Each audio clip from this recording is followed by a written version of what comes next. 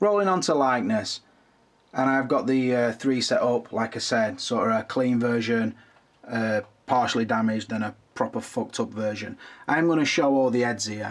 Obviously we're only taking into account the facial likenesses on these two, but I just wanted to do a comparison to prove a point sort of thing. Anybody thinking back to the DX10 review and a comparison I did sort of between the DX version of the Terminator and the MMS Terminator, which when I got I loved, I couldn't see no fault with it, but I was convinced that when the DX10 come out it sort of superseded it. It showed up the flaws on the first edition, making the old edition I said look like Crazy Frog, which I still think the eyes just seemed all wrong. So like I said, I thought this was the be all and end all of the Arnie, and I know I've got the glasses on, but I've also got a version here. I'm more than happy with the DX version as my clean version, definitely. I like everything about it. I like it from all angles. I like the purrs on it. I don't see a problem with it. Now, like I say, and I'm happy for that to be my representation of a clean version or the Galleria scene. What I did notice and what struck me pretty soon were the new version is a step on again. It is a slightly bigger head, but it fits the body still. And I just think that it don't blast this out of water by any stretch, but it's just better again. It's more accurate, I think. I think where this one were always said to look quite young, I didn't know if I really agreed with it. But then when I saw this one, I thought, now I see the flaws in the DX10, or not the flaws, that's too strong. Now I see where DX10's not accurate, possibly the shape of the chin, the fact that this one's a little bit too defined. With this one, I really can't see one, and I know they'll release it again round about a DX20, and I'll look at this one and say, fucking hell, now I see faults in that. Is it just that Hot Toys are moving on, or are they getting closer, or was the original one really that bad? Now, again, show you that. I've got the eyes sort of post-central on this one and off to the side on this one. But I will, like I say, I want to get really close, show you the effects and cover everything basically. But again, I'll just try and get these both in shot. It's hard to hold because of the bobble on his thing. Like I say, I still love this. I'm not disrespecting it at all. But I think this one is just more accurate still than this one. I mean, I've seen the pictures of the 1/4 by Entebbe, which looks a really nice figure. But I've got to say, this one to me looks close. I haven't seen the 1/4 scale, and I'd never compare a 1/4 to a 1/6 because obviously you've got more surface area, you can put more detail in. But what I would say is these are beautiful head sculpts, no doubt about it. Oh, also going back, and I don't want to pat myself on back too much. I know a lot of people say that that's all I do.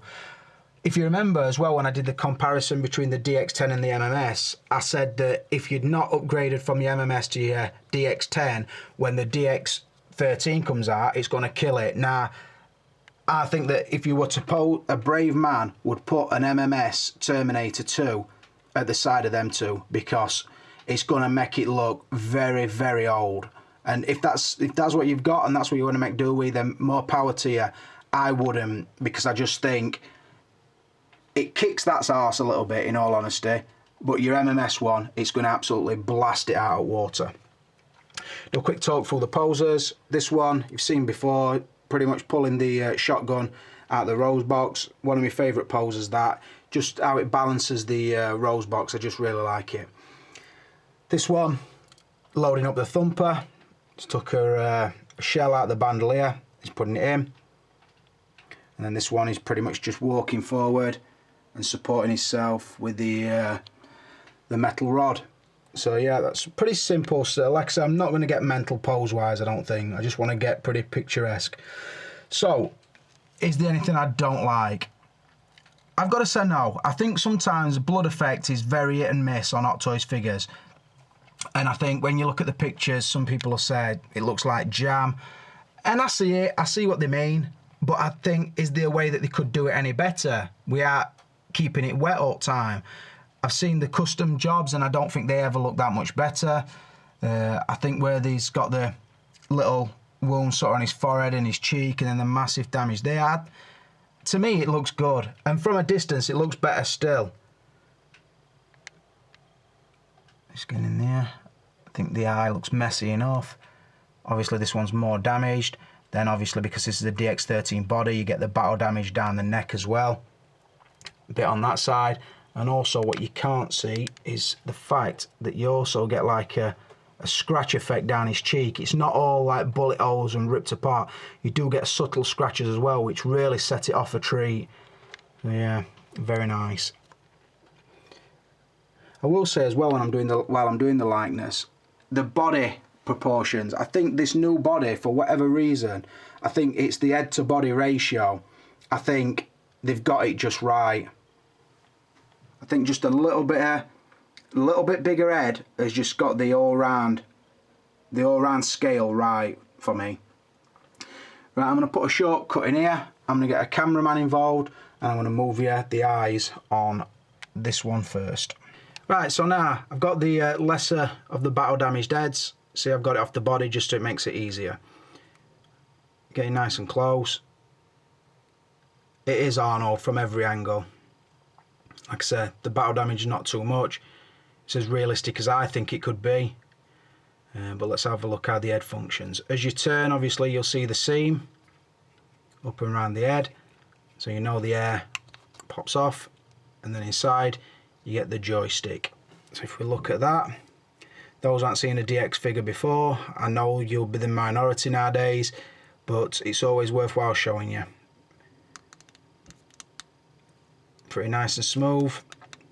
Like I said the other day when I got the Joker, you never want to get a figure that's, sometimes the purrs, like one of the eyes will get jammed, or I don't know, it just doesn't, when it's been put in wrong, and it's slightly got a slightly cockeyed look. This one hasn't, I'm glad to say, but I did ask the seller to check me the eyes before he sent it, and I think he must have done, because this one's calibrated just right. And I think you can get him into some really nice looks off to the side, and like I said, every angle Arnold to a T. So that's all I'm doing. I'm just moving that backwards and forwards. As you see, you've got the magnet. This time sort of you've got this thing here, sort of ridge. See the soft material on the inside of the chin, that's so it don't mark the body. You probably would still mark the body, so be careful, but that is the inside of the lesser damaged head. Magnet on that side, and then you just click it in. Like I said, the seam is pretty noticeable, but you wouldn't pose it with its back turned. So that is head number one. And on to head number two, which is all ripped up down this side. Again, still looks like Arnold. Nice skull effect inside, or robot effect. Ripped cheek. You can see the guiders down to the jaw. The eye, obviously, which lights up, and I will show you that. Little tear on his ear. And turn, he's got his couple of dots. And then just look in, the little scratches, what I couldn't really show you earlier.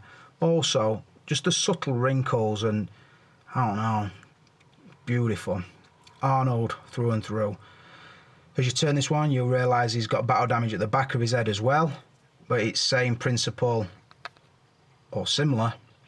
Magnet that holds it on, and then inside you see you got two mechanisms inside. It had a little plastic tab to separate the battery so the lights won't work while in transit. I've pulled that out obviously, and this is your switch. So that pops on the light, and it works really well. Getting it? So yeah, this time it's not pairs, it's not parallel eyes, it's just one eye. And what it is, inside there's a socket, and then you get like this little drumstick thing. You put that in to the socket, and then you can move the eye as such. We'll do an Undertaker style thing, this, it will move that much. Like I said, really good. And again, it can't be cockeyed because it's only got one eye to move. So really nice. Both head sculpts are amazing, I think. Two of the best I've seen altogether. I'd never seen a battle damaged Terminator before, and I'm glad I have now. I know there's been some custom ones out there, but these are the best that I think I've seen. Like I said, I don't know about the Entebbe one at 1/4 scale, but from a 1/6 scale perspective, I'm more than happy to own both head sculpts, and I'm glad that I did have two DX10s that I can display both, because it'd be such a shame to leave either one of these heads in the box. So, to score it up, I've got to give it, again, a very, very easy 5 out of 5. Rolling on to the outfit, and first thing I will say is the material is not leather like they used on the DX10, and when you feel them together, so like going from the trousers to the upper jacket, you can really tell that it's not real leather. I think they'll have probably gone back to the original MMS Terminator material, which is no bad thing because that were really good also, but I think the reason they'll have done it is because when they've put these little holes in and then sort of painted on top, I think that the plastic or the pleather would take it better than the leather would. I don't think the holes would have looked as realistic had they done it in the leather. Or that's what I'm thinking. Like I say, it does feel lighter weight and it doesn't feel as supple. Obviously this is the DX13, so that is all pleather. It is weathered again like the original Terminator were, but the DX10 wasn't, which is nice. The boots are slightly more weathered, not massively, but to be honest, the weathering, it's sort of a grey wash, which I don't know if I'd class that as weathering. It just seems that they've painted them a slightly different colour. Moving up, you see the battle damaged knee and the rip marks around the material. And I will say, everywhere there's an hole or wherever there's a rip, there is also like blood seepage that's coming through. So if I were to show you, you see there, it looks like it's sort of been dotted with blood, so the blood will come through. They're not just holes, it's sort of, when you feel it, it feels like it's got like a gunpowder singe mark through the leather, and then where the blood would have shot back through. So that does look really nice. It looks really wet as well. This is the proper ripped up jacket, so obviously the arm on it is all shredded, so you can see the broken endo arm, which again, really nice touch. And like I said, the marks on the collar all the way down the jacket, and then going inside to the t-shirt, again, really well done. And I do like the fact that it's not just easily done, the simple rip in the middle, you get these little tear holes as well, and I just think they've done a really good job. Another thing I like is they've put the cutaways in the right places, so it does fit the body excellent. Where they want you to see through, you can see through. Obviously, if you decide to snip a little bit away to make it more exposed, then you could do that, which I would maybe think about doing on the front section of the jacket there, just so you can see more the mechanical section of the arm. Up here again, shreds, down his back, all bullet holes. Again, really, really well done. Nice material, nice tailoring. You can't ask for much more than that. And again, it is the biker outfit, which is, I don't know, you just associate it with the Terminator. I will say the gloves are all sculpted and battle damaged. You don't get no clean version hands with the DX13. I do think they've done enough, not gone too far. I think it does looks quite gruesome, to be honest. They've done really good work, and the fact that they've kept it wet, it does make it look more realistic. I will say the glasses don't come with this figure, although they will fit, which is surprising because I thought this head were a little bit bigger. In fact, the head definitely is a little bit bigger. It's not just my thoughts, but the glasses will fit, and I think that looks pretty smart. I will say as well, I don't know if they're not very strong batteries, but I've left that on for about 2-3 minutes and the eye is starting to fade down. I suppose if I turned it off and back on, it would go bright again. But yeah, the glasses don't come with it. Moving on to the lesser damaged one.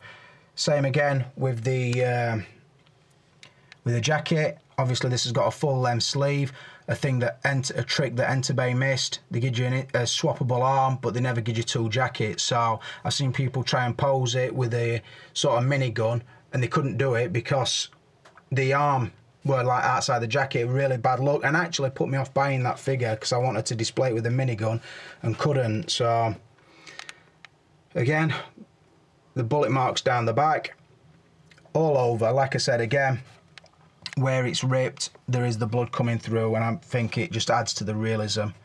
So it is good of them that they did give you the two jackets, because, like I said, all I've basically swapped out there is the head, the jacket. Obviously, that's a clean version t-shirt.